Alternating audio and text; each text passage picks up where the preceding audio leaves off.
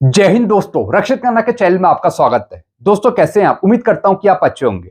दोस्तों आज के इस वीडियो में मैं आपको नई जानकारियां दूंगा 8वें वेतन आयोग से संबंधित। दोस्तों वेतन आयोग 8 सीपीसी पर काम करे या ना करे, लेकिन जो हमारे संगठन है वो लगातार 8 सीपीसी पर काम कर रहे हैं, लगातार वो काम करके दिखा रहे हैं। इससे पहले शिव गोपाल मिश्रा जी ने एक मीटिंग करी थी अपने टीम्स के मेंबर के साथ, जिसमें शिव गोपाल मिश्रा जी ने कुछ अहम फैसले लिए थे, जैसे कि जो दूसरी ऑर्गेनाइजेशन है, जो दूसरी एसोसिएशन है, उनके सदस्य 8 सीपीसी पर इनपुट देंगे शिव गोपाल मिश्रा जी को 15 दिसंबर तक। फिर 15 दिसंबर के बाद शिव गोपाल मिश्रा जी एक ड्राफ्ट नोट बनाएंगे 8 सीपीसी से संबंधित, और वो ड्राफ्ट नोट भेजा जाएगा पे कमीशन को, 8 सीपीसी को। फिर दोस्तों एक और अहम फैसला लिया गया था शिव गोपाल मिश्रा जी के द्वारा। जी हां दोस्तों, और फैसला क्या लिया था? जो दूसरी ऑर्गेनाइजेशन है, जो दूसरी एसोसिएशन है, वो अपने सदस्यों के नाम नॉमिनेट करेंगे, और सदस्यों के नाम नॉमिनेट करके भेजे जाएंगे शिव गोपाल मिश्रा जी को ड्राफ्टिंग कमेटी बनाने के लिए, ताकि ड्राफ्टिंग कमेटी ड्राफ्ट नोट बनाए 8 सीपीसी पर, और दोस्तों वो ड्राफ्ट नोट सीधा जाए वेतन आयोग को। तो दोस्तों उसमें से एक फेडरेशन ने अपने सदस्यों के नाम नॉमिनेट कर दिए हैं और भेजा जा चुका है जेसीएम को, शिव गोपाल मिश्रा जी को। तो दोस्तों उसी पर एक लेटर जारी हुआ है, यह लेटर मैं आपको आगे समझाऊंगा। फिर दोस्तों शिव गोपाल मिश्रा जी के द्वारा पहले भारत सरकार के साथ मीटिंग करी थी शिव गोपाल मिश्रा जी ने 8 सीपीसी से संबंधित। तो दोस्तों उसके कुछ पॉइंट भी निकल के आए हैं जो मैं आपको आगे समझाना चाहूंगा, और ये सारे पॉइंट 8 सीपीसी से संबंधित हैं। शिव गोपाल मिश्रा जी ने कहा है कि हम 2.86 फिटमेंट फैक्टर ही लेंगे, 2.86 से कम हम फिटमेंट फैक्टर एक्सेप्ट नहीं करेंगे। तो दोस्तों एक ड्राफ्ट नोट है जो मैं आपको समझाना चाहूंगा आगे। तो दोस्तों यही सब जानकारियां जो मैं आपको देने वाला हूं, ये सारी जानकारियां लेटेस्ट जानकारियां जो मैं आपको दे रहा हूं। भारत सरकार या फिर वेतन आयोग 8 सीपीसी पर काम करे या ना करे, लेकिन जो संगठन है लगातार काम कर रहे हैं 8 सीपीसी पर। चलते हैं दोस्तों, सारी जानकारियां समझते हैं विस्तार से। वीडियो में आगे बढ़ने से पहले एक छोटी सी अपील मैं आपसे करूंगा, और अपील है चैनल सब्सक्राइब की। देखने में आया है काफी पुराने पेंशनर्स हैं, नए पेंशनर्स हैं जो वीडियो तो देख रहे हैं लेकिन अभी तक उन्होंने चैनल को सब्सक्राइब नहीं किया। ऐसे कितने पेंशनर्स हैं? सिर्फ 34%। और जितनों ने किया है, कितना परसेंटेज है? 65%। तो दोस्तों जितनों ने चैनल को सब्सक्राइब नहीं किया वो फटाफट सबसे पहले चैनल को सब्सक्राइब कर लीजिए, ताकि आपको सटीक जानकारियां, एडवांस जानकारियां, नई जानकारियां आपको तुरंत मिल जाएं। चैनल सब्सक्राइब करने के या फिर वीडियो देखने के आपको एक भी पैसे नहीं देने, सब कुछ आपके लिए फ्री में है। तो फटाफट सबसे पहले आप क्या करेंगे? चैनल को subscribe.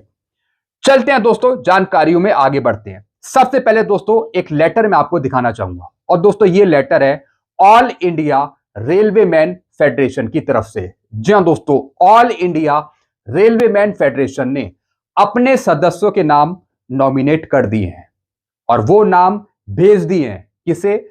Secretary staff side national council JCM को। जी हां दोस्तों, यानी नाम नॉमिनेट करके भेज दिए हैं नेशनल काउंसिल जेसीएम को। यह लेटर है 18 नवंबर 2025 का।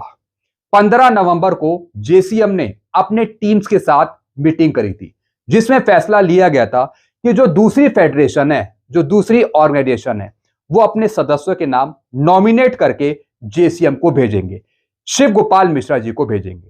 तो दोस्तों 15 नवंबर के बाद 18 नवंबर को जो all India railway men federation है, इन्होंने सदस्यों के नाम नॉमिनेट कर दिए और भेज दिए हैं जेसीएम को। Reference above, all India railway men federation send nomination of Shri JR Bhosle, working president AIRF, Shri SK Tyagi AIRF, and Shri Mukesh Mathur AGS AIRF। जी हां दोस्तों, ये सदस्यों के नाम हैं जो भेजे गए हैं जेसीएम को ड्राफ्टिंग कमेटी के लिए। अब दोस्तों जेसीएम ड्राफ्टिंग कमेटी एक नोट बनाएंगे 8 सीपीसी पर, और वो भेजेंगे सीधा वेतन आयोग को। तो दोस्तों पहला लेटर यहां पे जारी कर दिया गया है ऑल इंडिया रेलवेमैन फेडरेशन के द्वारा। ऐसी जो दूसरी फेडरेशन है, जो दूसरी ऑर्गेनाइजेशन है, वो भी अपने सदस्यों के नाम नॉमिनेट करके ड्राफ्टिंग कमेटी के लिए नेम भेजेंगे जेसीएम को। अब दोस्तों एक महत्वपूर्ण लेटर मैं आपको समझाने वाला हूं। जी हां दोस्तों, ये लेटर है आपसे संबंधित, आपकी मांगों से संबंधित फिटमेंट फैक्टर 2.86 के लिए। जी हां दोस्तों, डिमांड करी गई है कि 2.86 ही फिटमेंट फैक्टर चाहिए, इससे कम स्वीकार नहीं है। कौन कौन सी मांगे मनमानी है सरकार से जेसीएम को, यह मैं आपको समझाऊंगा। किस तरीके का ड्राफ्ट नोट होगा जो भेजा जाएगा सरकार को। और दोस्तों इससे पहले जेसीएम ने मीटिंग भी करी है सरकार के साथ। तो दोस्तों कौन कौन से पॉइंट हैं, कौन कौन से पॉइंट आपके जाएंगे, ये मैं आपको समझाऊंगा। 8वें वेतन आयोग पर अपडेट, कर्मचारियों के वेतन और भत्तों और पेंशनर्स पे चर्चा। जी हां दोस्तों, कर्मचारियों के लिए खबर है, पेंशनर्स के लिए खबर है। जो उनके भत्ते बढ़ेंगे, जो उनकी पेंशन बढ़ेगी, पेंशनर्स की सारी जानकारी मैं आपको दूंगा। केंद्र सरकार के कर्मचारियों और पेंशनर्स के वेतन और भत्तों से जुड़े मुद्दों पर हाल ही में एक महत्वपूर्ण बैठक आयोजित की गई। जी हां दोस्तों, शिव गोपाल मिश्रा जी ने पहले सरकार के साथ मीटिंग करी थी, फिर शिव गोपाल मिश्रा जी ने अपने टीम्स के साथ मीटिंग करी थी। और दोस्तों ये दोनों मीटिंग 8 सीपीसी से संबंधित थी। इस बैठक में national council joint consultative machinery के प्रतिनिधियों ने कार्मिक और प्रशिक्षण विभाग डीओपीटी के सचिव से मुलाकात की, 8वें वेतन आयोग से संबंधित अपनी मांगे रखी। यह आयोग जनवरी 2026 से लागू होने वाला है। जी हां दोस्तों, 8 सीपीसी का फायदा आपको 1 जनवरी 2026 से मिलेगा, जिससे सरकारी कर्मचारियों और पेंशनर्स के वेतन और पेंशन में बड़े बदलाव की उम्मीद है। जी हां दोस्तों, जो पहले सरकार के साथ मीटिंग हुई थी उसमें जेसीएम ने डिमांड करी थी कि 8 सीपीसी का फायदा पेंशनर्स और कर्मचारियों को 1 2026 से दिया जाए।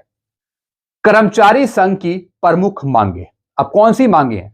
कर्मचारी संघ सरकारी कर्मचारियों की हितों की रक्षा के लिए वेतन, भत्ते और पेंशन से जुड़े मुद्दों पर सरकार से बातचीत करता है। जैसा आपको पता है, जो दूसरी ऑर्गेनाइजेशन है जेसीएम है, वो लगातार आपके मुद्दे सरकार के सामने उठाता है।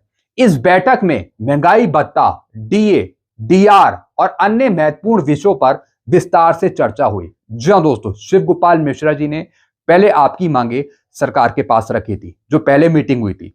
उसके बाद शिव गोपाल मिश्रा जी ने अपने टीम्स के मेंबर के साथ मीटिंग करी, जिसमें सबसे बड़ा मुद्दा था 8 सीपीसी के टर्म ऑफ रेफरेंस। 8वें वेतन आयोग के लिए प्रमुख मांगे। जी हां दोस्तों, शिव गोपाल मिश्रा जी ने मांग रखी थी 2.86 फिटमेंट फैक्टर की। उन्होंने पहले इंटरव्यू भी दिया था कि हम भारत सरकार से 2.86 फिटमेंट फैक्टर लेंगे। उन्होंने एक इंटरव्यू के दौरान यह बात भी कही थी।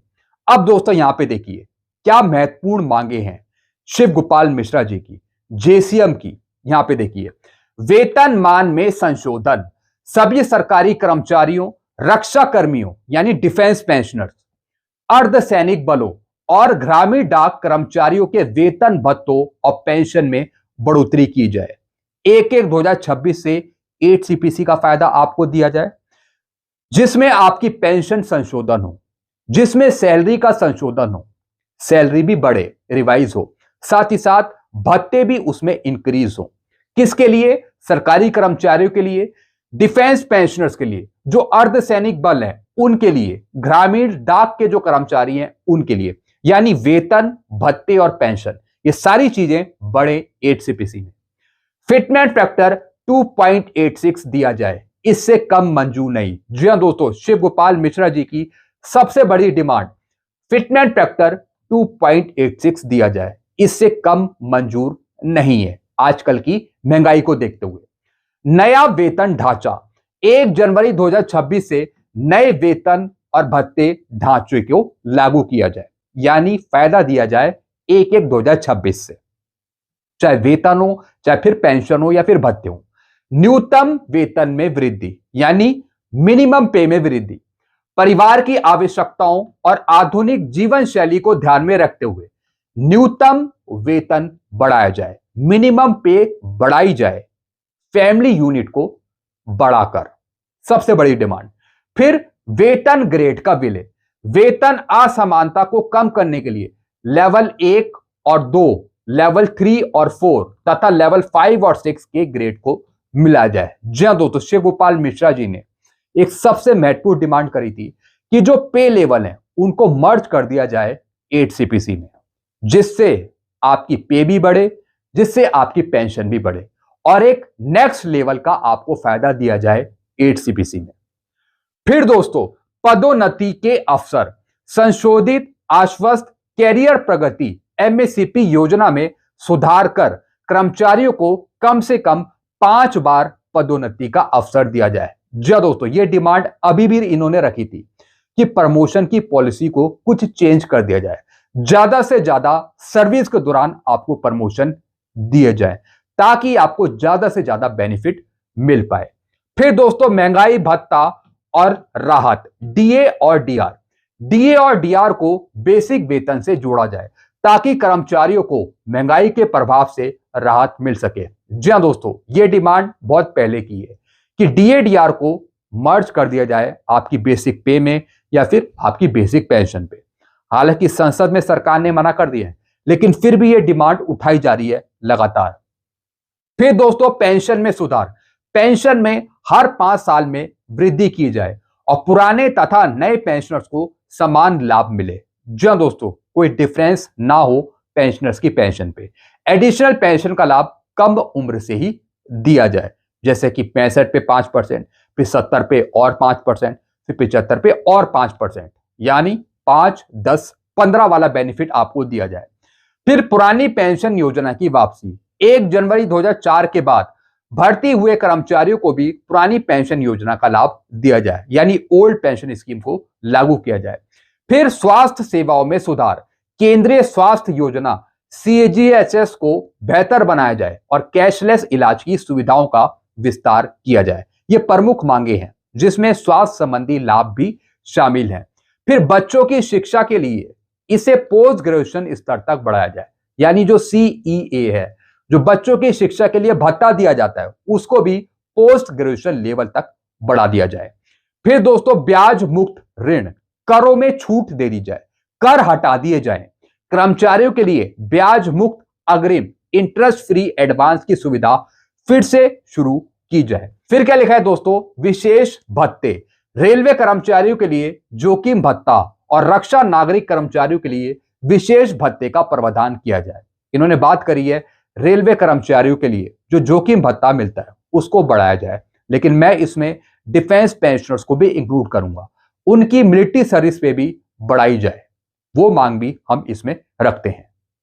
फिर दोस्तों, अगला कदम, अब अगला कदम क्या होगा, जेसीएम का, एनसीएम का। जेसीएम स्टाफ साइड ने इन मांगों को 8वें वेतन आयोग की शर्तों में शामिल करने के लिए सरकार को प्रस्ताव भेजा है। जी हां दोस्तों, जितनी भी ये मांगे हैं, ये सब मांगे 8 सीपीसी में इंक्लूड हो ताकि आपको ज्यादा से ज्यादा बेनिफिट मिल पाए। हालांकि सरकार ने 8 सीपीसी के टर्म ऑफ रेफरेंस में ये मांगे शामिल नहीं करी, लेकिन ये प्रस्ताव भेजा गया है कि ये सब मांगे 8 सीपीसी के टर्म ऑफ रेफरेंस में शामिल हो। आने वाले दिनों में एक स्थायी समिति की बैठक होगी। ये मीटिंग जनवरी 2026 से मार्च 2026 के बीच होने की संभावना है। जी दोस्तों, एक आगे मीटिंग होनी है जेसीएम की भारत सरकार के साथ, इन्हीं मुद्दों पर, इन्हीं मांगों पर। यह आगे चलकर एक मीटिंग होगी। इन्होंने बताया जनवरी 2026 से या फिर मार्च 2026 के बीच में, जहां इन मांगों पर अंतिम निर्णय लिया जाएगा। अगर सरकार इन सिफारिशों को मंजूरी देती है तो 2026 से सरकारी कर्मचारियों और पेंशनर्स के वेतन और पेंशन में बड़ी बढ़ोतरी देखने को मिलेगी आगे चलकर। अब सभी की नजरें सरकार के अगले कदम पर टिकी है। जी हां दोस्तों, ये मांगे तो पहुंचाई गई हैं और आगे भी पहुंचाई जाएंगी, लेकिन सरकार क्या करेगी, सरकार की तरफ से क्या निर्णय लिए जाते हैं, ये देखने वाली बात होगी आगे। तो दोस्तों, बिल्कुल सही डिमांड है, जो डिमांड लिखी गई है बिल्कुल सरकार अगर मान लेती है तो दोस्तों बहुत अच्छी बात होगी हमारे लिए। और साथ ही साथ दोस्तों जो फिटमेंट फैक्टर रखा गया है 2.86, ये बिल्कुल सही डिमांड है। अगर 2.86 मिल जाता है तो दोस्तों ये बहुत अच्छी बात होगी हमारे लिए। फिर दोस्तों हमारे लिए कहीं ना कहीं खुशखबरी होगी अगर हमें 2.86 फिटमेंट फैक्टर दिया जाता है, क्योंकि 7 सीपीसी में 2.57 मिला। लेकिन दोस्तों अब बहुत ज्यादा महंगाई है, इन्फ्लेशन रेट भी बहुत ज्यादा है, तो फिटमेंट फैक्टर भी महंगाई के हिसाब से ज्यादा ही मिलना चाहिए। 2.57 से ज्यादा कितना, 2.86 के आसपास। तो यही डिमांड इन्होंने रखी है। जैसा मैंने आपको समझाया कि 2.86 से कम नहीं लेंगे, लेंगे तो 2.86। बाकी भारत सरकार क्या डिसाइड करेगी वो आगे देखा जाएगा, लेकिन कम से कम हाईयर डिमांड तो रखें, हाई साइड पे तो हम अपनी डिमांड रखें फिटमेंट फैक्टर की, ताकि हम 2.86 मांगेंगे तब सरकार कुछ इसके आसपास दे पाएगी। तभी दोस्तों इन्होंने हाईयर साइड लेके चले हैं, ये बिल्कुल सही करा है इन्होंने। अगर आप इनकी बात से एग्री हैं तो जरा कमेंट बॉक्स में आप अपने विचार जरूर रखेगा। तो दोस्तों एक मैंने आपको लेटेस्ट जानकारियां दी हैं, कुछ नए लेटर मैंने आपको समझाए हैं। ऐसी जानकारियां आपको बराबर मिलती रहेंगी। तो सारी जानकारियां पाने के लिए आप चैनल से जुड़ सकते हैं, चैनल को सब्सक्राइब कर सकते हैं। चैनल का नाम है रक्षित खन्ना, और वीडियो को अपने ग्रुप में जरूर शेयर कर दीजिएगा, क्योंकि लेटेस्ट एडवांस जानकारियां आपको मिलेंगी सिर्फ इसी चैनल के द्वारा। Thank you so much.